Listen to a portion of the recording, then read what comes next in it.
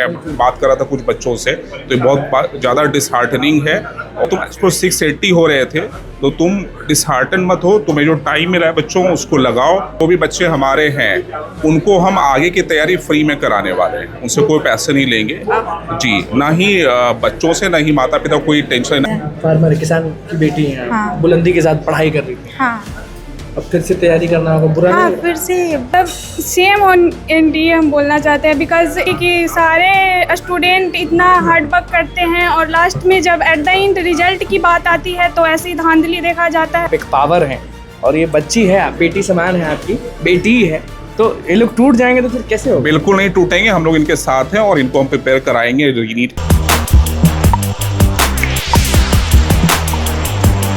देखिए, NEET exam cancel. हमारे साथ आनंद जायसवाल सर हैं। नमस्कार, मैं अनुकुल तिवारी और आप वॉइस अब देख रहे हैं। और इनके बगल में जो ये बच्चे दिख रहे हैं, इनसे भी पूछेंगे, क्योंकि ये जो झेल रहे हैं ना, वो हम बोल भी देंगे ना कितना भी, तो हम लोग समझ नहीं पाएंगे। आनंद सर, बहुत बुरा हुआ, आप भी समझ रहे हैं, मेहनत, दिन रात की मेहनत कहीं ना कहीं बेकार हुई, आप भी समझ रहे हैं? नहीं, ये तो है ही, ये पहली बार नहीं है, पास्ट में भी ऐसा हुआ है।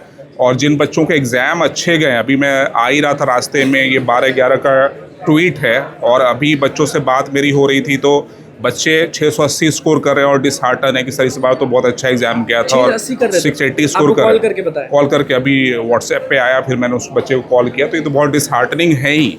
और सबसे बड़ी बात है कि जो माता पिता की एक मेहनत होती है, सपना होता है, पैसे खर्च करते हैं, उनके लिए भी एक दिक्कत है।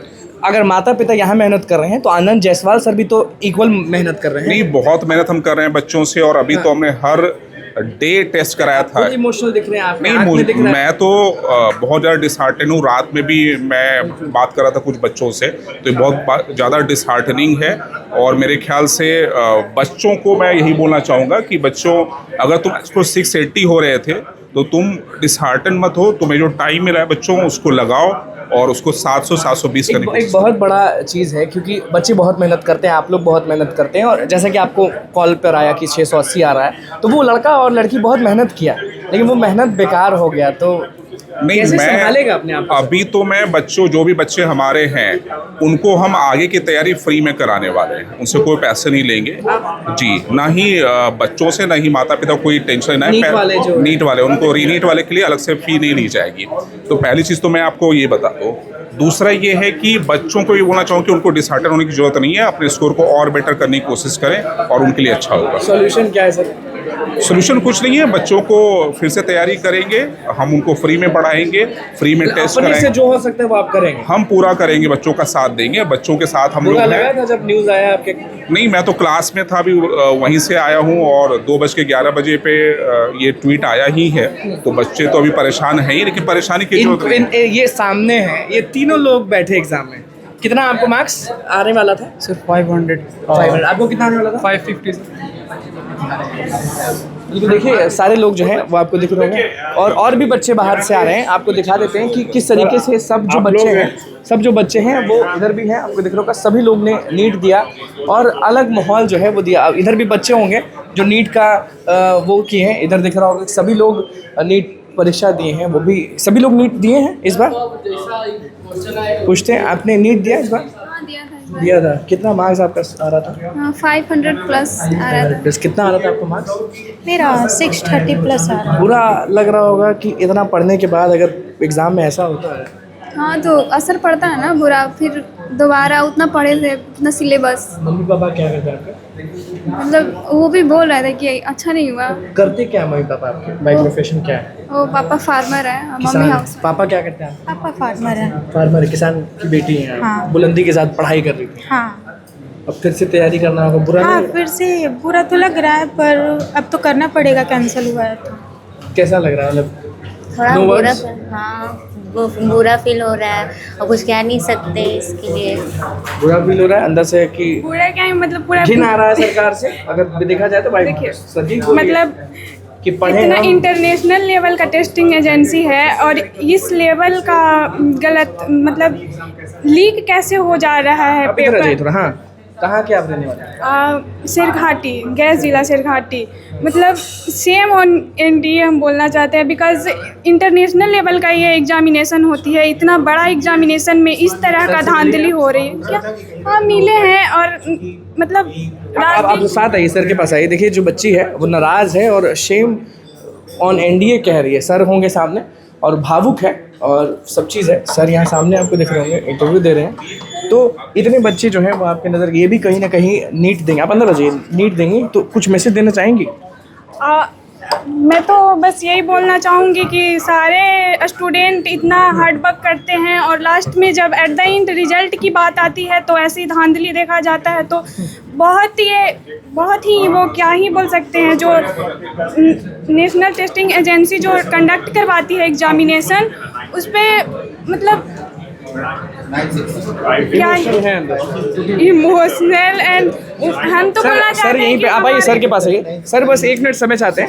लड़की है, इमोशनल है, कोई किसान की बेटी है तो कोई कुछ है और साफ कह रही कि हमको पता ही नहीं है कि हम क्या बोले। हम बोले कि सर से आप मुलाकात की तो इमोशनल है लड़की, बोली सर से हम मिले तो क्या करें? नहीं, आपको घबराने की जरूरत नहीं है। हाँ। अब जो रीनीट होगा उसके लिए हम आपसे कोई फी नहीं लेंगे, कोई टेस्ट का फी नहीं लेंगे, पढ़ाने का फी नहीं लेंगे। आप रीनीट तैयारी करो, सही है, बट हमारा वो साल भी बर्बाद होती है।